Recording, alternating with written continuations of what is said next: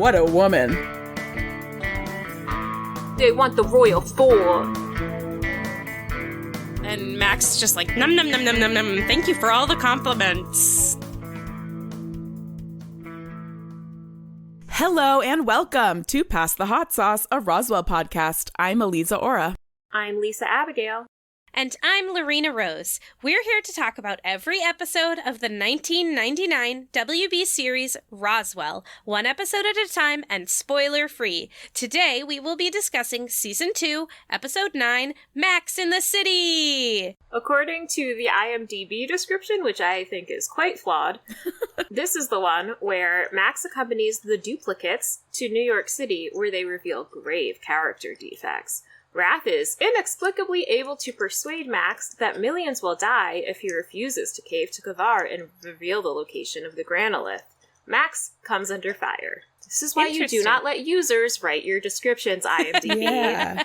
Also, isn't it Lonnie that convinces Max that? But also they don't convince Max in the Yeah, end. no, they don't. Yeah. Anyway, this episode was written by Ronald D. Moore, who we've talked about before. He's also a co-executive producer on the show. This is the second of 10 episodes that he wrote. It was directed by Patrick R. Norris, who we have also talked about before. It's the 5th of 13 episodes he directed. And this episode originally aired on the 27th of November, 2000. Which is why when we have our extremely cheesy zoom in from the, global level down to Manhattan, we still have the Twin Towers there before we go over to the Empire State Building to meet up with Tess. Yeah.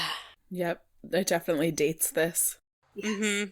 Also, speaking of dating, but in a different way, I guess, does anyone else think that the name Max in the City is some reference to Sex and the City? Yes. Probably. Right? Yeah. But Yeah. everyone thinks it's Sex in the City, but really it's Sex and the City, and I just wanted to put that out there. That's true. That's another show that I've never watched. Oh, it's good, but it's so bad. I never really thought about the fact that it is Sex and the City as opposed to in the city. Yeah. Another thing that dates this show is the elevators in the Empire State Building.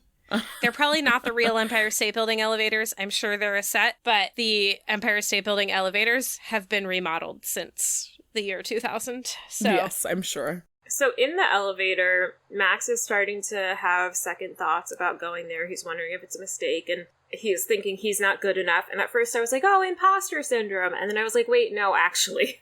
He's incompetent. So this is an imposter syndrome. This is an accurate assessment of his own abilities. But they go up to the top of the Empire State Building, where he's the king of the world.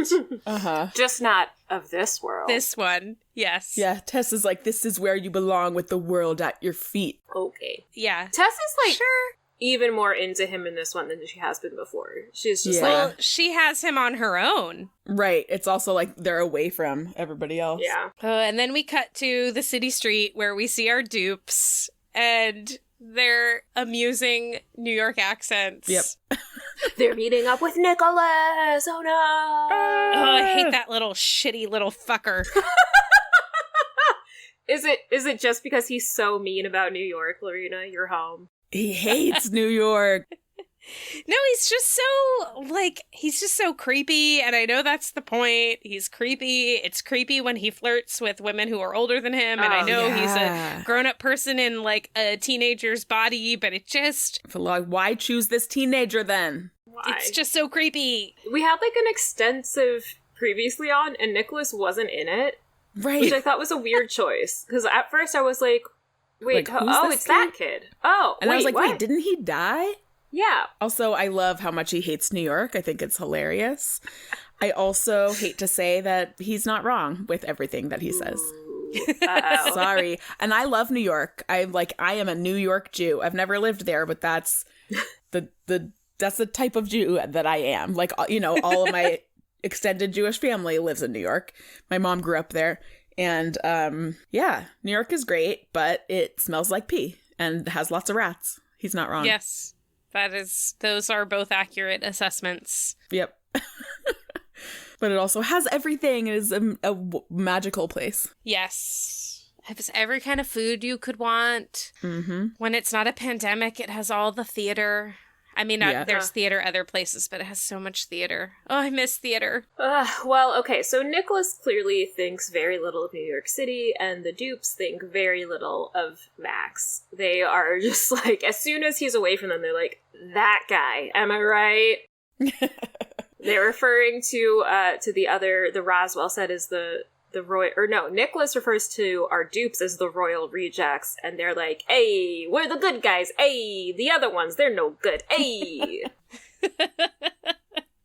But Nicholas makes a good point, which is like, well, why would the protectors have carefully hidden away our Roswell set, and then even if this group was just their, right, with the Grail, even if this group was just your backup plan, like, why would you just unceremoniously dump them in a sewer?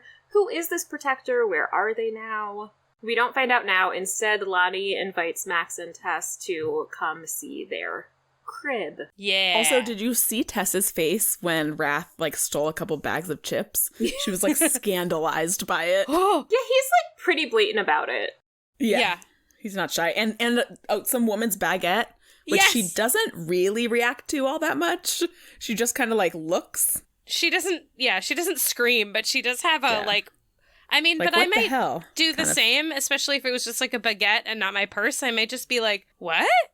Like, Right. what the fuck? What the hell? Also, like, Wrath looks like he would probably punch a lady on the street. So yeah, I'd be like, Yeah. oh, that guy, yeah, he can keep my bread. Yeah. Also, Lonnie's coat here is fire, for lack of a better term. Her purple And it's like something that, furry like, coat. for most of when I was a teenager, I wouldn't be caught dead in, but is like now back in style. I definitely had a furry coat. It was not purple. It was leopard print. Wow. But I Ooh, even definitely better. had a very furry coat at that age. Their little sewer apartment, I was like, oh, they're the Teenage Mutant Ninja Turtles. Mm-hmm. But, like, Their crib. they didn't have a cool rat to teach them karate, so they just Right. ended up being terrible people who disgustingly make out in front of their house guest by the end of this scene.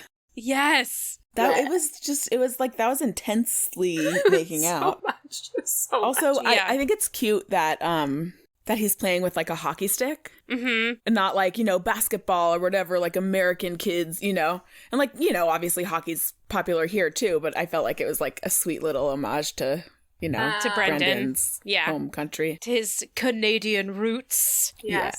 Yeah. Well, where they are not is Mayberry, as Lonnie says, because of course Lonnie watches the Andy Griffith Show, as all Yeah. cool teens raised in sewers do. Absolutely. Also, the music when they walk in, it sounds kind of like an Eminem beat, but then it's not Eminem. I was wondering, is that the original music from this scene? Do you know what the original music is? So there's two different places that I look for music information, and both of them were like, unknown song, hip-hop. I was like, oh, yeah, yep, that's what that is. All right. Yeah. Okay. Also, Wrath here says that living in a sewer beats living in Brooklyn. I know. Rude. Burn. I mean, I don't love Brooklyn. I'm a Queens girl. I'm like, give me Queens or give me Manhattan or give me death. Like, I don't see myself moving to Brooklyn. I love Brooklyn. But Brooklyn's pretty cool. But was it cool in 2000?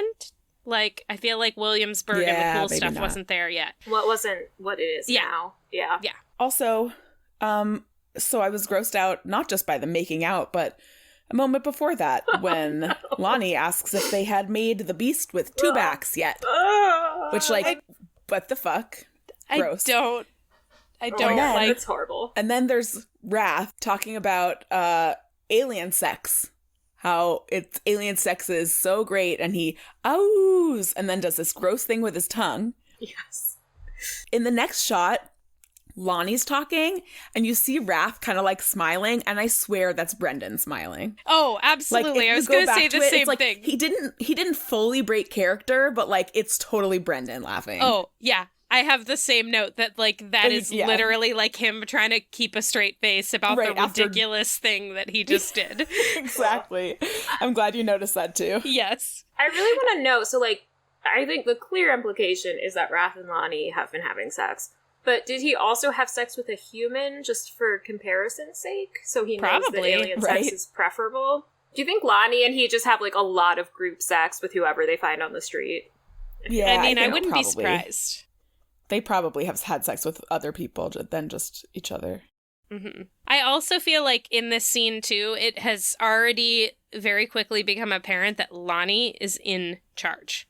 Oh, yeah. Mm. Like, Lonnie has everybody else under her thumb. Yes. Well, in this case, just Wrath, because they left Ava behind, but... And murdered Zan. Yeah. No wonder Ava wanted to stay behind. Yeah, really. But we also, other than the nasty stuff here, Max wants to know about the summit, and they tell him that he has to pass a test first, so we set that up. Which is, like, the only question they answered, really. Like, he had a lot of questions, and they were just kind of like, no, don't worry about that. Yeah, no, we'll worry about that later. They kind of were avoiding answering most of his questions. Because they have no answers. Yeah. And when we head back to the crash down, we do get a little bit of backstory with the parents. Like, I feel like this is something we've talked about before. Where, like, how do they just, like, leave town and their parents don't say anything? Their parents don't care. Like, where are the parents? And Izzy does say that she told her parents that Max went camping. So she has provided a cover story for him, even if it's a little weak. They must think he's turning into a real tree hugger and that he hates his family and doesn't want to be home for Thanksgiving, but would rather hug some trees. Yeah, I don't buy the Evanses believing this story for a second. Also, the kid who actually goes away doesn't talk to them about it. It's like just his sister, when he is already gone, is like, oh yeah, he told me to tell you he went camping. Right. Yeah. I'm sorry. if as a parent, I would not accept that. No. Like, I need to talk to Max himself. Yeah, no, we're putting out an Amber Alert unless Max calls me in the next 2 hours. That's it. Absolutely. Also, we know that Izzy has a cell phone. Max obviously doesn't have a cell phone. Oh, so I was thinking the same thing. It's like, wait, he doesn't have a cell phone like Maria does? What? And then I thought, roaming. He didn't want the roaming charges. Yeah, that's true. Or he, like, forgot to bring a charger with him, and they're, like, staying in a sewer where perhaps they don't have power outlets. So his phone could have died by now. They do seem to have running water because there was a sink. Oh, yeah. Because that was my first question. It's like, you got to have running water. Where are you going to, do your business? Yeah. And it's like, they're not even really, this side note, they're not really, like, in a sewer. They keep calling it a sewer, but it's, like, an abandoned part of a subway is what it seems like. Right. So in the crash down, Isabel and Michael, are worried about where Max is and what's going on with Max. But then also Maria and Liz talk, and Maria is like nervous about telling her this rumor.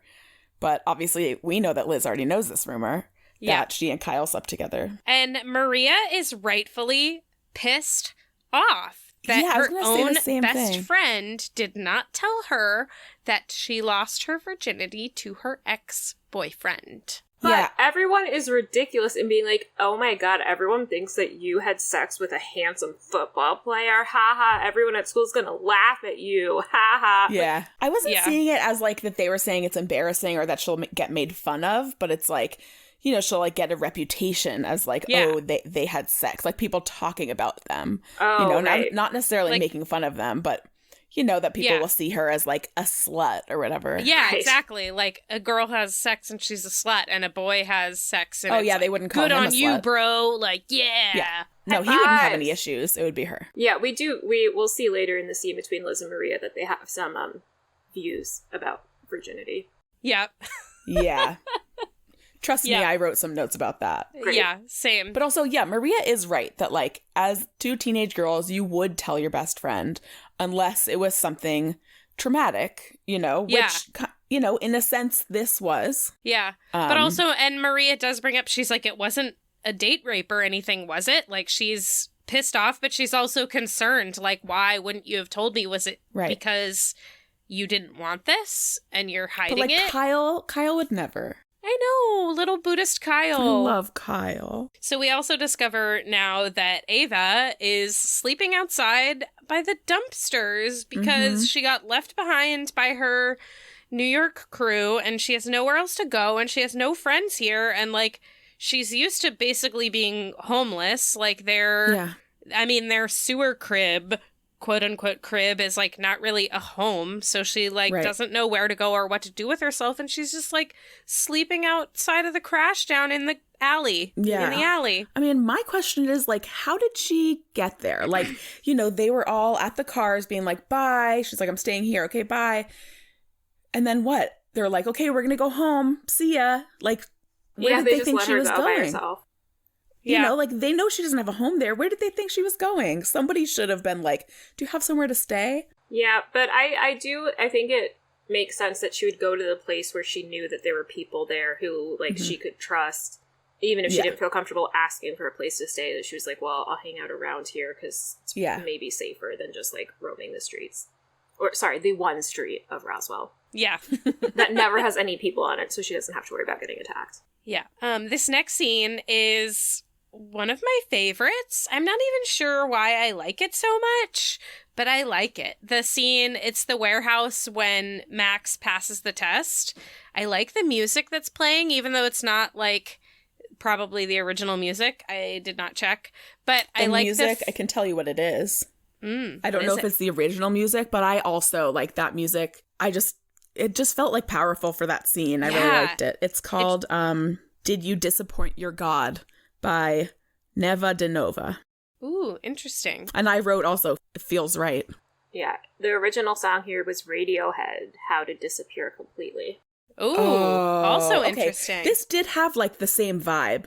I do think that this, you know, they did a good job replacing it. So when the scene first started, before we heard the lyrics to the song, I was like, are they gonna kiss? Is that what the song is telling me? Kiss, kiss, kiss, kiss, kiss. It's, like, very soft and moody. Yeah. And Jason Behr is doing some great face acting in this scene. He has just these very, like, concerned and, like, worried and scared eyes through all of this as he's, like, seeing this, like, projection from his mind. And I just like the sort of, it's, like, a little creepy. The guy, like, doesn't say anything. He just is, like, very formal until after when he just, like, has him sign. And then, like, the juxtaposition with it's like, he had me sign a time card? He works at a temp agency? So like, after weird. This very, like, ethereal and, like, worrisome, like, thoughtful scene. And then just the, like, the flip over of, like, he works for a temp agency? Yeah, the guy's like, oh, you gotta sign this, Your Highness. And then just, like, gives him a carbon copy of it. I was like, what is he signing? Why? What is the purpose of this? A time card. But what? Like, what? They're gonna pay him for his time at the summit? Yeah, who knows? I think, but then we learn that the emissary is just possessing a human body. So it's just, the emissary is just using what that human body has on hand, which happens to be... What's the purpose of the signature? I don't know. I think just... certifying that he is the real king and that they did do this ritual to confirm that he is the real king. Okay. I don't know. So we go from, like, I'm gonna peer inside of your brain because that's the level of technology or magic or whatever. But, like, we're going to use carbon paper to make sure that everyone gets their copy. We're going to have to do this in triplicate. You need multiple copies, so obviously you're going to use carbon paper. Obviously, Lisa. I am a little worried that, like, if more people start calling him Your Highness, Max's already inflated ego is going to go through the roof. Yeah, so this is true. Let's watch that. Yeah, Wrath ends the scene saying that he's gonna buy Max a slice of the best pizza in New York, and I was like, oh, you're gonna steal it, baby. Yeah, you're not gonna buy it. You're gonna steal it. Come on. You don't buy anything. I was really curious, like, I know they wouldn't show us, like, where would Wrath think the best slice of pizza in New York is? Right. Is this a Michael Scott situation where he's like, the Sbarro's in Times Square? So Liz decides 3 a.m. is the correct time to call Maria and tell her the truth. Yeah. Well, I mean, it's obviously been weighing on her that she can't I didn't tell my best friend. Why didn't I tell my best friend? Like, why did I feel like I couldn't tell my best friend? I guess I was kind of a dick. I can't sleep. I'm going to tell my best friend. Right. Because at this point, she's not just keeping it from her. She, like, actively lied to her because Maria asked her about it. I'm sure that's not sitting well with her. Yeah. So Liz is like, let me recap the episode End of the World for you so that you're all caught up to where the viewers are. And then Maria ends up apologizing because she should have known it was aliens. I was like, no, no, Maria, you do not have anything to apologize for here. Yeah, I have the same thing. I was like, Maria had every right to be angry. She does not need to apologize. Yeah, and, like, did they ever actually talk about that whole Liz kissing someone or being kissed by someone she thought was Michael and not saying anything about it scenario? Because that seemed like something they needed to process. Right. Liz just needs to, like, be more upfront and honest about things. Yeah. Agreed. Aliza, I'm curious if your notes here have anything to do with Liz and Maria high-fiving while excitedly going, Virgin! Of course. Because, wow. Yeah, that's a thing that happens in this episode. Oh, yeah. I said, yay, virgins. I'm sorry. It's like, you should be proud if you are a virgin. You should be proud if you're not a virgin. Virginity is a completely made-up construct. It's not a thing. There's no, like, morality tied to it. And, yeah. She's like, oh, you're still a virgin? Yes! Yeah, and Maria asks her in a way that's like, are you still a virgin? Like, you better be. And also, what does that even mean to them? Like, virginity means different things to different people. It means different things depending on the genders of the people involved, depending on the kinds of things that you're into. So, like, it actually doesn't mean anything. And I know this was just, like, teen show in the early 2000s, but just... Yeah. This thing of, like... Don't smoke, don't have sex. Right. Yeah. You're a good girl. Of course you're a virgin. Because you can't be a good girl and have had sex. Sexually active. Yeah.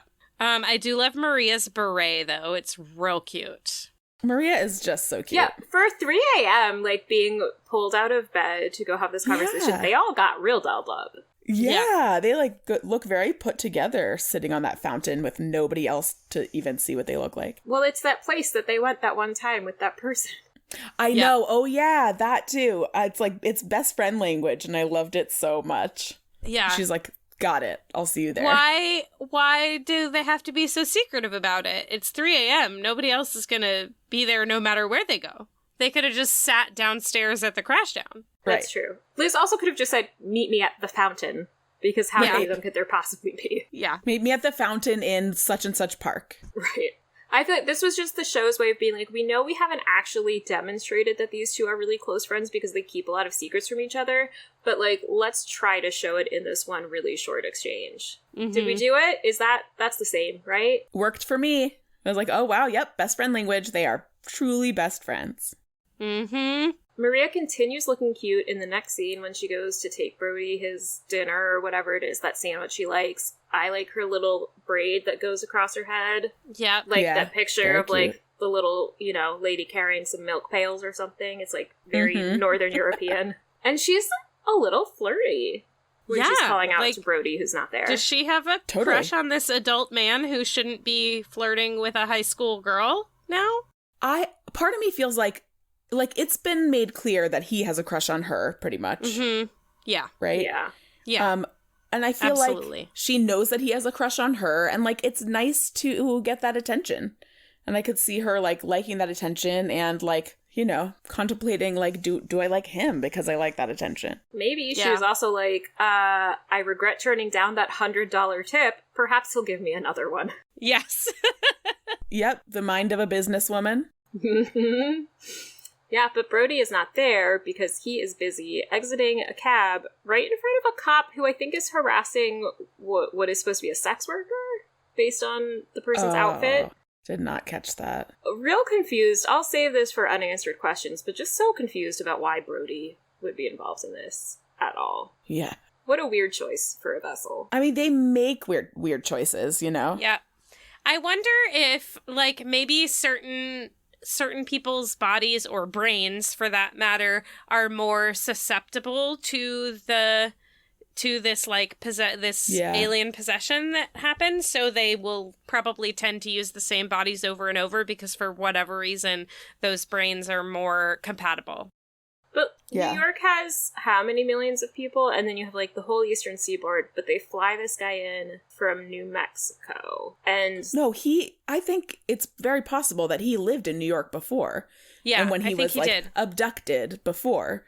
Because he's new. He's new in Roswell. Well, no, he said last time he was abducted, he was driving on the Mass Pike. Okay. So, I mean, so he definitely lived on the East Coast then before coming to Roswell. Yeah, that's not too far from New York. Assuming that they can't teleport his body there, wouldn't he have paid for an airline ticket, and then wouldn't he see that on his credit card bill and be like, huh, that's interesting? Yeah. I'm just assuming that, like, the same aliens always take possession of the same human bodies. Mm-hmm. Like, Okay. this Yeah, I is think my that's human true. body that I managed to make contact with. It also helps for the summits because then people know who's who. Mm-hmm. Well, that one lady wears a name tag, so that's helpful. Yeah. Even though it's not her alien name. I mean, she probably just came from work when work. she was Yeah, no, I know. alien possessed. The actual person. Yeah. And then we see that our dupes are a little more open with information now that Max has passed this test. Mm-hmm. Mm-hmm. Wrath is using his baguette that he stole as a pointer. It's so floppy. Yeah, it is very floppy. Do you think that's a metaphor for something? I absolutely do. I certainly do. Wrath is so mean to Tess. Tess is like, so like the aliens are coming here, right? And Wrath is like, you see, little girl, space is what we call very, very big. Yeah, I'm like, shut up, asshole. Wrath. Shut up. And then he tells her people don't just zip around the galaxy like on Star Trek. Wrath does not watch Star Trek. Wrath makes fun of people who watch Star Trek because Yeah. Wrath is a bully. He's just heard of it. Ugh. And, you know, Max is concerned. If they say they're talking about going home, and Max is like, but what about Michael and Isabel and Ava? Yeah. And Yeah. so, And Lonnie is like, they want the Royal Four. Not the Royal Seven. yo. She says yo a lot. She does. Yo, MTV raps.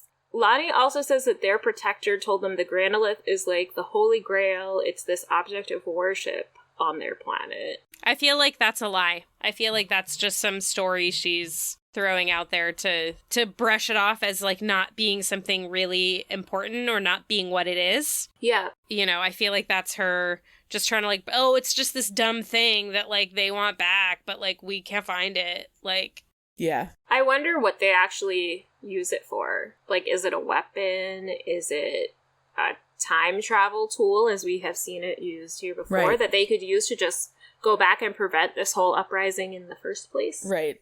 Because future Max told Liz, you know, who told whoever, Max. Yeah, Max told Liz, who told Max, that it can be very dangerous in the wrong hands. Right. So that sounds like maybe more than just the time travel that we saw it do. mm-hmm. She is a much better liar than Max is, because Max is like, what? No, I have never heard of this thing. Oh, Granolith, you say? Yeah, terrible. So bad. Yeah. God, such bad lying on this show sometimes, all the time. Yeah.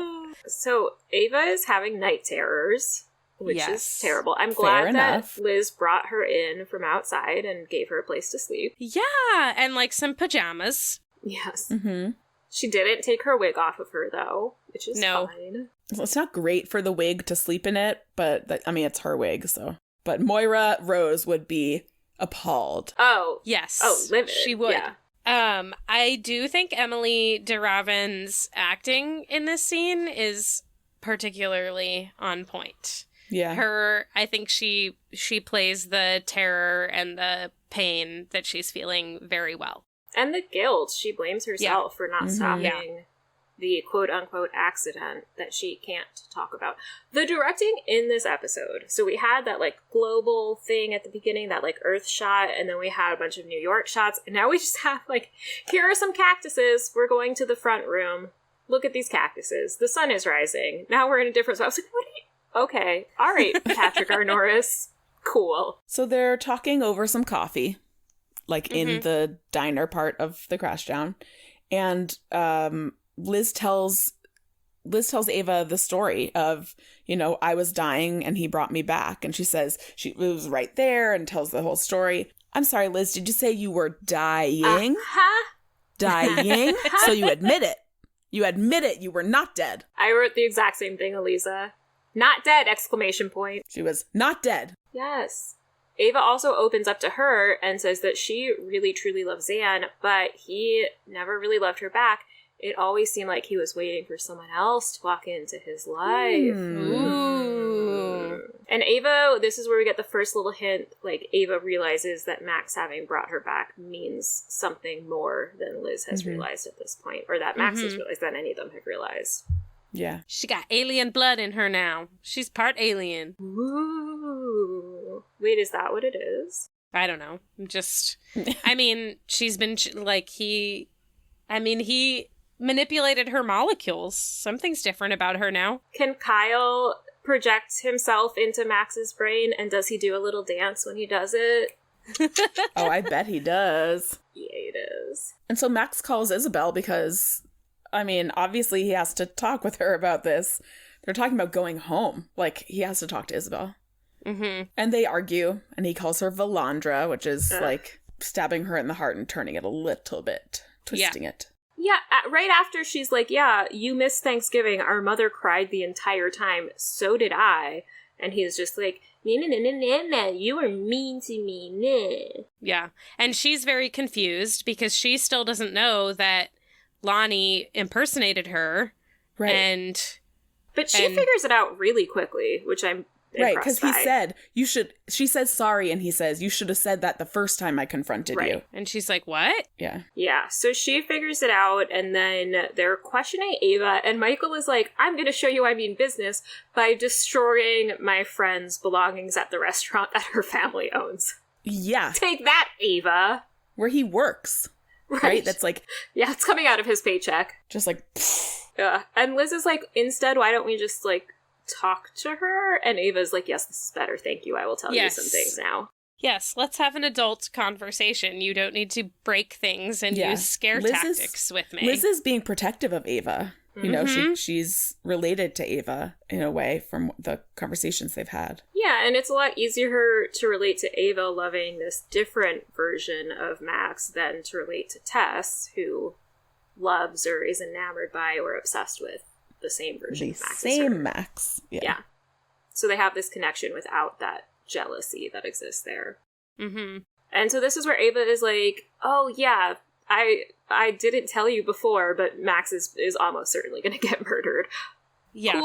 Cool. Yeah, they murdered Zan, and they will totes do the same thing to Max if they don't get their way. And I get her being scared of Lonnie and Wrath and not saying anything while they were there. But I feel like with the guilt that she felt and everything, it would have made sense for her to, as soon as they left, be like, you guys need to know this. Like, someone needs to warn Max. And Tess, the other version of me. Someone should warn that girl before they kill her. I feel like, though, like, she doesn't have a lot of trust in anybody. She doesn't have trust in the people that she lived with, and she doesn't know these new people. That's fair. Right. So it's not until she has a little bit of a bond with Liz that she feels comfortable, like, talking to them about this. Yeah. Like, she's not used to having anybody to trust. Mm-hmm. Yeah, she was just going to sleep out in the alleyway because she didn't think anyone was there for her. I think it was a combination of Liz, like, opening her home to her and the fact that, you know, Liz caught her in the middle of a nightmare that she, you know, felt ready to open up. Yeah. But yeah, and, like, they have the same exact experience of loving the same exact person, just, you know, slightly different. Mm-hmm. Right. So, yeah, I mean, they are clons of each other, so they're basically right. It's kind of the same exact person. Yeah, and then, God, do we have to talk about the word that Wrath calls Tess in the next scene? Yeah, we have to talk about it. I'm gonna say the word out loud because I think we have to talk about it. He calls her a retard, which is not an okay word. You know, the term used to actually be mentally retarded, and, you know, it's still on a lot of forms and stuff that I've done at working in the mental health field. It'll say MR. That term is not used anymore. It's not part of the DSM-5. It's not used anymore because it has been turned into something nasty. It's been turned into a slur. It's been turned into a slur, and, you know, it's a slur used to describe disabled people and used as an insult to people who aren't disabled, to say, oh, you are, you know, so bad like a disabled person. You know, like, it's insulting people with cognitive disabilities more than the person that it's actually directed at. Right. Yeah. I like that Max stands up for Tess here, even though he does not address this word. But he is like, you don't get to talk to her that way. Finally, Max is like, this isn't cool. But he does it sort of more as an assertion of his own power and control, which is not ideal. And then Lonnie is laying it on thick here. Oh, so thick. Like, and he's like, he's like eating it up on a piece of toast. Oh, yeah. She's like, you're everything I loved about Xana and more. You're the brother I never knew. I'm so proud of you. And then she hugs him and her eyes are just like cold and dead. And you're like, oh, gosh. Yeah. Great work, Katherine Heigl. Yep. And Max is just like, num, num, num, num, num, num. Thank you for all the compliments. Thank you. And then Max sees Brody and is like, Brody? And then is just not surprised by it anymore after that initial, like, oh, Brody told me he got abducted. I guess this is what's happening. Cool. That's fun. Yeah. Anyway, let's move on. And, like, Nicholas shows up and Max is like, huh, Nicholas. Okay, well, I thought he was dead, but whatever, I guess not. Are all the skins not dead? Who knows? I don't care. Whatever. I was also confused by this, but I do also love there's like a moment of like banter between Nicholas and Tess. Yeah. He's like, oh, your genocidal girlfriend, blah, blah, blah. He's like, killed anyone today? And what does she say? She's like, day's not over yet. Yeah, so cute. It's like, love oh, it. yeah, Tess. Stand up for yourself. This like timid girl. It's like, oh, hell yeah. Yeah, I feel like Tess, when Max is like in his power, Tess is super turned on and she's just like here for it. Mm-hmm. And as a result, she also has more confidence, like at his side when he is being his king self. Yeah, because she defines herself solely in relation to this man. Mm-hmm. Yeah. Well, that is the whole way she was raised. Yeah. Was that she is this man's wife and she is his queen and that is her life. That's her one destiny. Right, but it's like Nasedo raised her and was very clearly domineering. And so like he ran her whole life and now I think she feels this vacuum where I would like to see her step up and like come into her own and realize she can run her own life. But it seems like the way that Nasedo raised her has really stuck with her where she feels like, okay, well, like, daddy's done raising me, now it's time for husband to be in charge. Mm-hmm. And it's a real bummer, because Tess could be real cool if she just, like, developed her own identity apart from all this drama. Agreed! Yeah, totally. We get this short little scene where our Roswell team wants to warn Max. They don't really know how, and Liz says, oh, hey, Izzy, remember that time that you dreamwalked and warned him in the White Room? And Isabel's like, well, this is way more complicated than that. So, don't know if this is going to work out. Maybe like we'll need to find another solution. Yep, but let's try it. We don't have any other plans. I mean, she made it clear in the White Room, it's really hard for her to get through to somebody who is awake. And he was, like, drugged. I mean, he, like, wasn't fully awake then. And he's, like, 1,000 miles away now. Mm-hmm. So in the Summit Room, we have a more diverse group of people than we usually see on this show. There is a black man, and there is a woman who is not a straight size. Whoa! I'm wondering, like, what do you think was the reason for that? Like, why did they make this group diverse? Were they trying to show that it was just, like, very random people whose bodies were picked, you know, to be hosts for these emissaries? Yeah.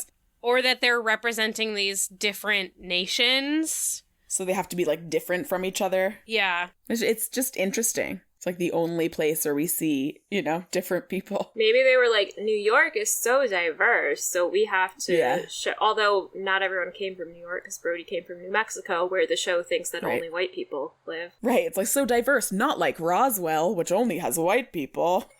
But we find out that Kavar has a solution to this 50 years of war that's been happening. And this summit is to try and finally make peace and come up with a solution.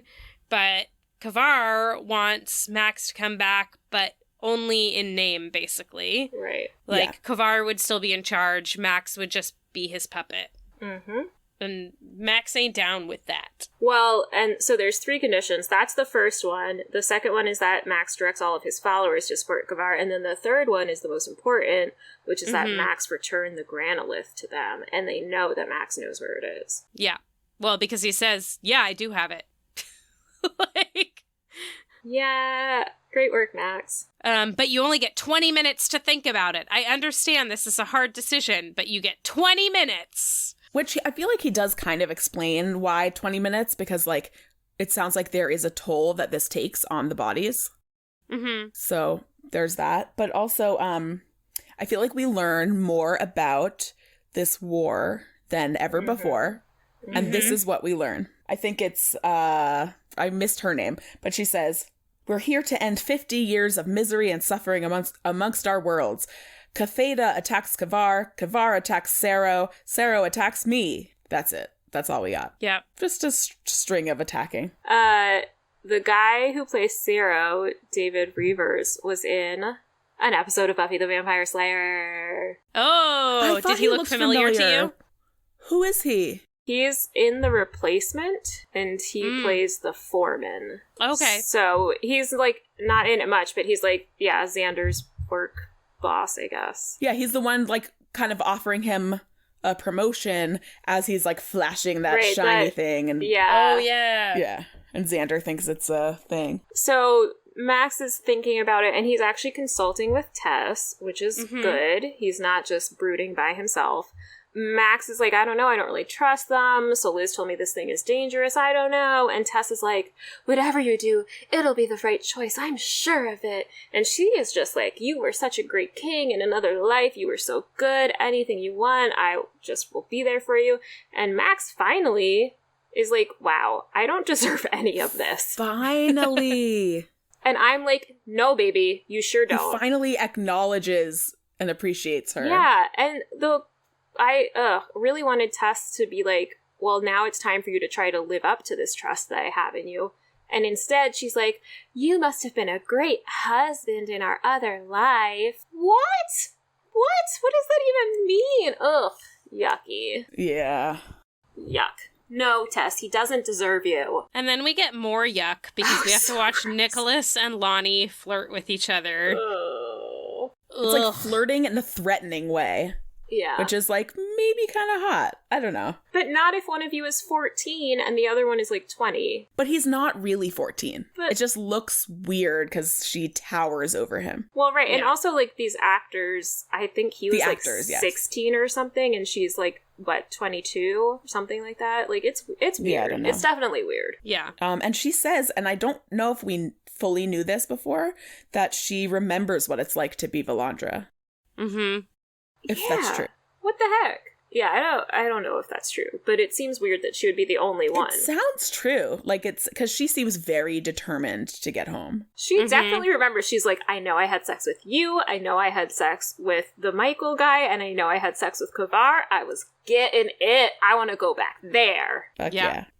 She also calls Max a cornball, which I just think is, I feel like Ava says cornball at some point too. She calls Liz a cornball, and I'm like, is this actually a term that like they said it in Meet the Dupes too, when Lonnie and Wrath broke into Max's room, they were like, total cornball. Yeah. And it's just so like, is that the insult? Is that the insult that, like, New York street kids use? Yeah, when you're sitting around watching the Andy Griffith show, you know? They're just, like, some wholesome also, when you're kids. On the WB and you're not allowed to swear.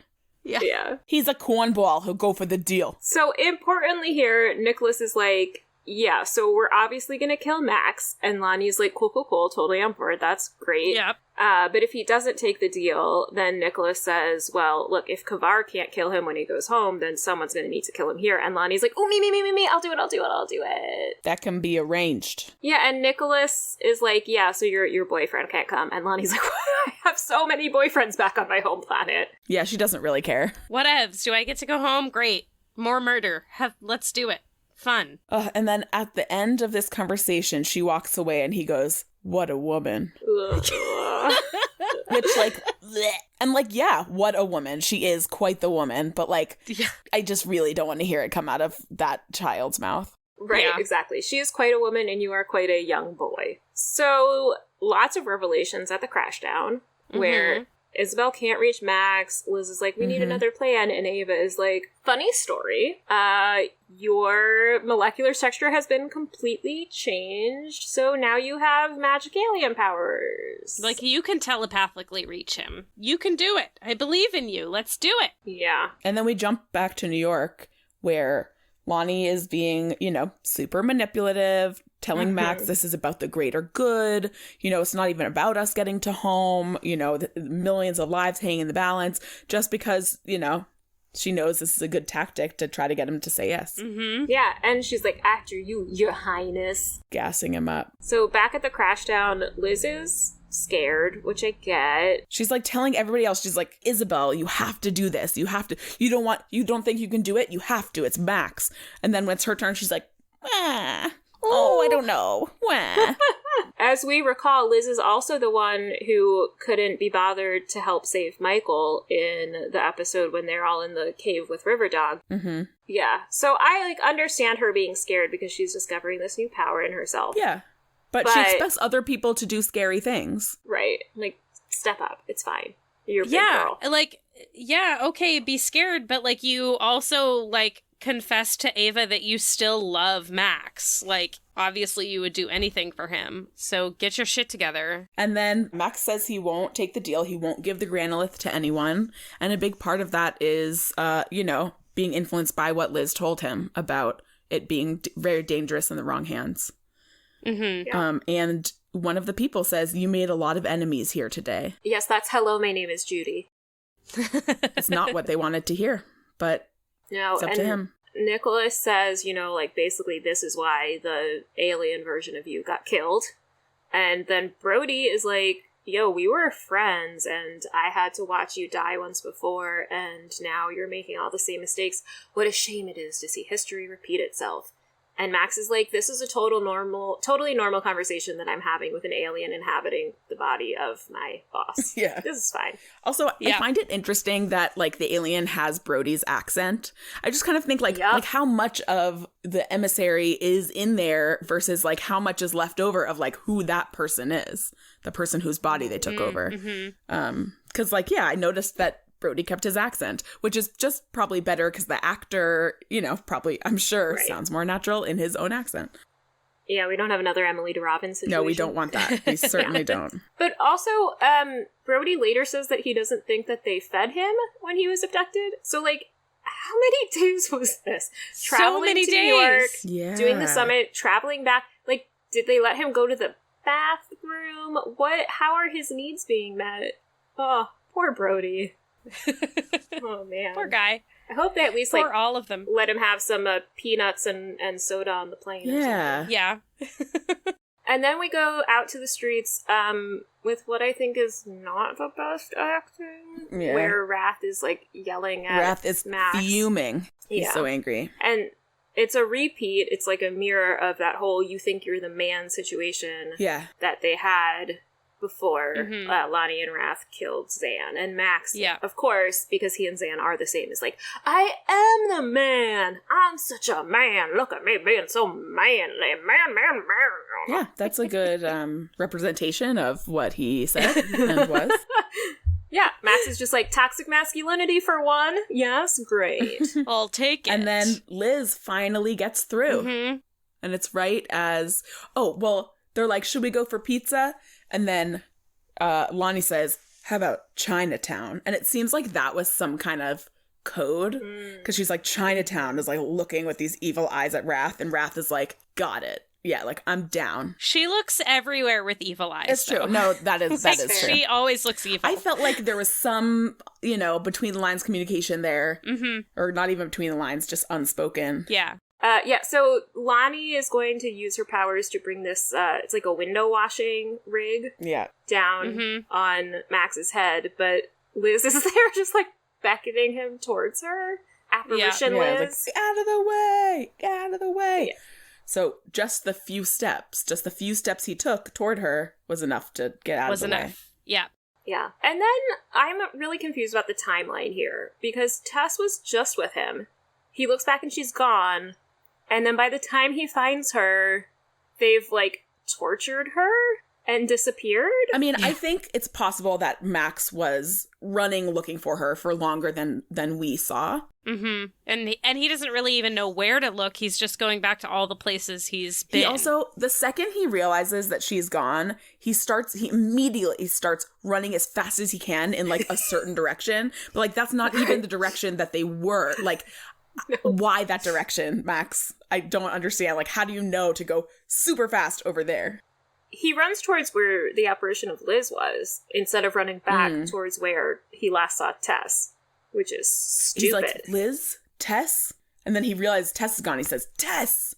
And then goes and starts running. So at least he understands that, like, Tess is the one who needs him in this moment because Liz isn't actually there. Yeah, he also processes that really quickly. Like, I just saw an apparition of my girlfriend who I don't think is actually here. Meh.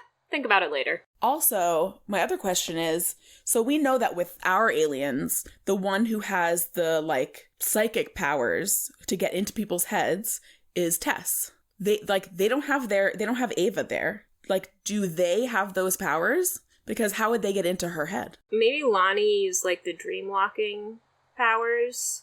Or, I mean, yeah, maybe they have different powers than they could have more. Maybe, like, we know Tess's powers are more developed because she's learned how to use them. So maybe this mysterious protector that we never really hear about taught them all how to tap into different aspects of their power. More of their 8,000% of their brain capacity or whatever. Right, yeah. Their advanced human abilities. Ugh. I know, I hate that stuff, but I also love it. It's like, it's so stupid, but there's a show about it. Yes, I'll watch that. Tess seems to be pretty traumatized here, but it also seems like maybe some of her short-term memory has been wiped because she's just like, I don't know what's going on. Yeah. And then she's just ready to go home. To Roswell. Home to not Roswell. to their home planet. Aww. Yeah, and it's like clear that she considers Roswell home and, like, you know, finally feels somewhat part of the group. I mean, the Valentis have definitely, like, welcomed her in. Which, this is another episode with no Kyle and no Alex. Fuck that. And no Jim. And no Jim! Of course, Lisa's the one who noticed that. I mean, they're all in the opening credits, for gosh sakes. Yep. Where are they? They're all busy fishing together, is what I've decided. They're going on a little fishing expedition. It's a Thanksgiving fishing trip. That's fun. Of course. So yeah. Max and Isabel finally have a talk face to face. After we get another dramatic transition clouds shot. Dramatic transition clouds shot. This director is, like, super into these weird little interstitial shots. So clouds. How dare I have missed that? So then... Don't ruin this director's vision, I'm really Aliza. sorry. So Max and Isabel finally kind of talk and work through their argument, and there's a really sweet hug between the two of them. You know, he says he could never leave them behind. Yeah. And it doesn't matter what her name is. Yeah. He could have done about 10,000% more apologizing here. Mm-hmm. But I'm glad that he finally realized that his family is important to him. Yeah. Mm-hmm.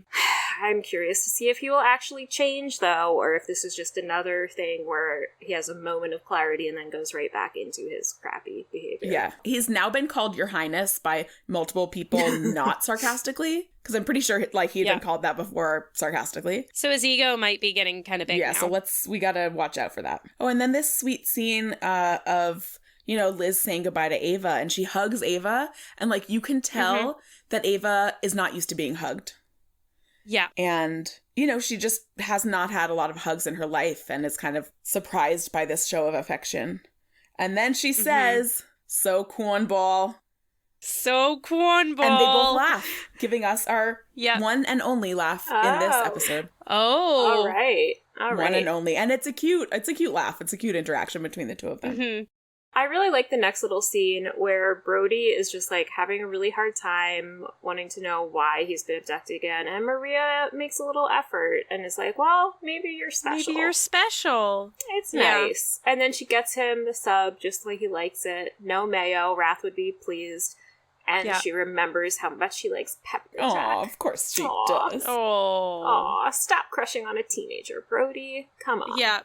Stop leading him on, Maria. But I do think she's genuinely being nice to him because she knows what he's been through. Mm-hmm. Which makes me, like, did Max come back and tell them, like, OMG, Brody was there? You would never even believe it. Wow. Yeah, because it seems like she, like, knows that something happened. Yeah. Well, I mean, at the very least, like, he was gone. Like, right. He wasn't at work. He wasn't in his office. Like, yeah. And then we go, Max, I guess, has climbed in the window to Liz's bedroom again because her parents don't care about her safety. Mm-hmm. And I thought we got, like, an almost laugh here where Liz says she's looking in the mirror to see if there's some kind of change and Max, like, puts his little fingers up behind her like antennae. It's cute. I had to rewind because I was like, is that a laugh? But by our definition of a laugh, which has to be like 2 exhales, this was just a 1 exhale chuckle. It was like, okay, half a laugh. Yeah. Max wants to start their friendship again. He misses it, and she says she does too, but it's very clear that she wants more. yeah. Yeah. And it seems like he wants more too. Yeah. Well, I don't know if he does after he asks her if she really slept with Kyle. And she doesn't totally answer. Like, I think she gives a little bit of a nod. But it's, and then he's just like, oh, well, you're defiled. I don't want you anymore. Farewell. It really, really doesn't sit well with me that he asked that. Yeah, it's none of his business. None of your they fucking weren't business. together. Yeah. Yeah. Is he also interested in this, like, purity test of whether she's still a virgin? It seems. Get out of here. You know, and like I do think he has a right to be upset or like have emotions about it. He has no right to ask her about it or like have opinions about what it means about her. Right. He has a right to be privately upset, but he does not have a right to put any of that on her. Exactly. To privately upset to his friends, to, you know, his sister. Yeah. But you can have emotions and sadness, but at the end of the day, it's not any of his business. Right. There's a big difference between I'm sad that Liz slept with someone else and how dare Liz sleep with someone else. Right. Yeah.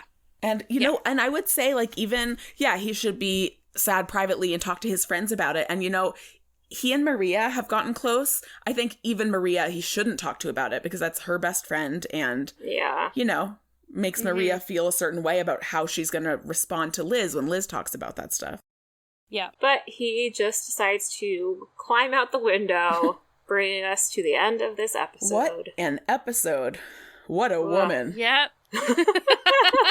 Oh, no.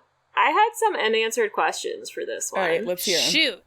So we talked a little bit already about why the heck would Lonnie be the only one of the 7 that we've met who remembers what their old life was like. That seems weird. Who is this protector? Are we ever going to learn more about them? What was their deal? Why aren't they around anymore? Why did they put these kids in the sewers/subway tunnels? And then, where the heck is Ava going?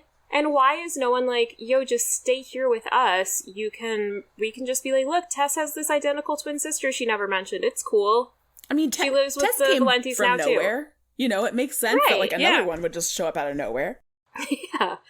Or like, why does anyone even like try to find out where she's going, give her their contact info so she can stay in touch, give her a little money for bus fare, food, lodging, whatever? Like, what is her plan? She's just gonna be a homeless teen out on the streets? Right. That's not great. If only there were any responsible adults in Roswell. If only. But alas, there are not. The one semi-responsible adult, Valenti, has already taken in a homeless youth in the form of Tess. Yep. And you know what? I feel like he would be more than happy to take in another one. And Kyle would be so confused by all of the feelings that he would have about this situation. Oh my god, yeah.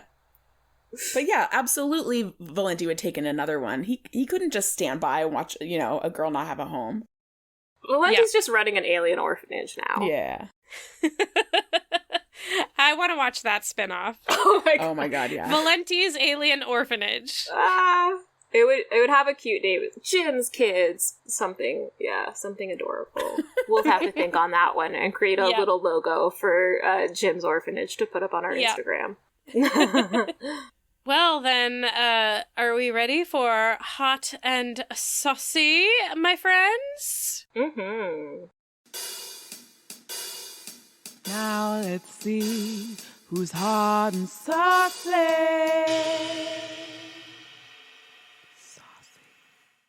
So I think, you know, it was kind of hard in this episode because some of the quote unquote hot moments, the ones that were sexual, were like absolutely disgusting. So my hot and saucy moment is more of a saucy moment, but also she's hot. It's when Lonnie says, Wrath and Max are starting to like kind of fight. Wrath's like, you flexing on me? And which is funny enough. And then Lonnie says, boys, don't make me get off this couch. And I thought that was like a perfectly saucy moment. And, you know, obviously hot. So that's my moment. I went an unconventional route for this one, and I chose someone who did not appear in the episode, but was mentioned. Okay.